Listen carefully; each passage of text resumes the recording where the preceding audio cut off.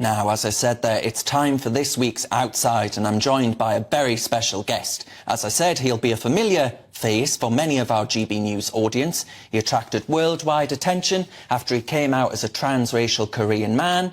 This led to him facing death threats and abuse, exposing a vile side of internet fame. A viral internet sensation, he's more recently been warning of the dangers of trans ideology and had, I think it's safe to say, a pretty fair amount of backlash on that too. He previously revealed he spent almost £250,000 on cosmetic surgeries. Now, Ollie has been open about his gender transition and detransition, and now has released a book. It's called Gender Madness, One Man's Devastating Struggle with Woke Ideology and His Battle to Protect Children.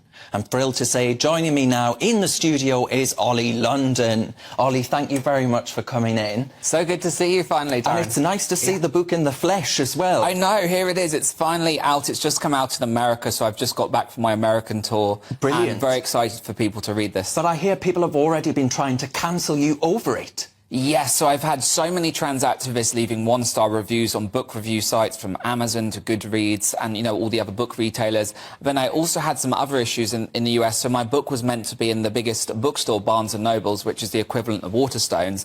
And at the last minute, they pulled out. Wow. So they were meant to stock it in stores, yet they're stocking books like Grandpa's Pride, which is age 4+, and it has men in fetish gear in pictures. So they're stocking that, but they refuse to stock my book in stores. So I've had a hard time, but I've also had so much tremendous support from parents, from teachers that are saying this book is really helping them. Now, do you think it's the element of detransitioning? Do you actually think that you're almost seen as someone that's gone against it, and perhaps you're putting to bed the idea that once you've made your mind up and said, look, you know, this is who I am, this is my identity moving forwards, that actually it ain't always so?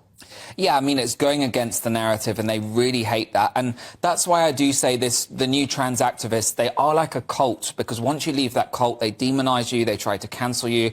They don't want people to know the truth, that there are many, many people out there that detransition, that go through these struggles with identity and gender. They realize, you know what, I was pushed into this, or I went through this for the wrong reasons. And when they dare to speak out, they are cancelled and demonized. So what I'm trying to do is break down that barrier and tell people, you know what, there are many, many people going through this. Let's give them a platform, let's give them a voice. And I talk a lot about these detransitioners and famous cases in my book to say that there are thousands and thousands out there. And in the next 5 years, we're going to see many, many more.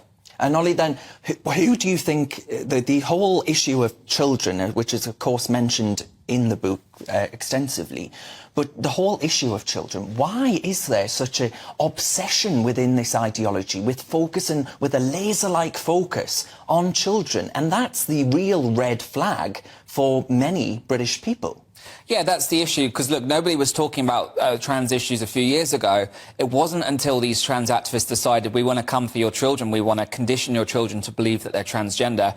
That is when people really took notice and were like, this is wrong. So now we're seeing in British schools, you know, gender-neutral restrooms being introduced. We're seeing teachers giving kids preferred pronouns and even giving them rewards for transitioning. And sometimes the parents aren't even aware. We, of course, saw the horrors of the Tavistock clinic, which is still going. It's not shut down just yet. It's still going. So we've seen these horrors exposed. So, you know, I think it's inherently evil for these people to target children.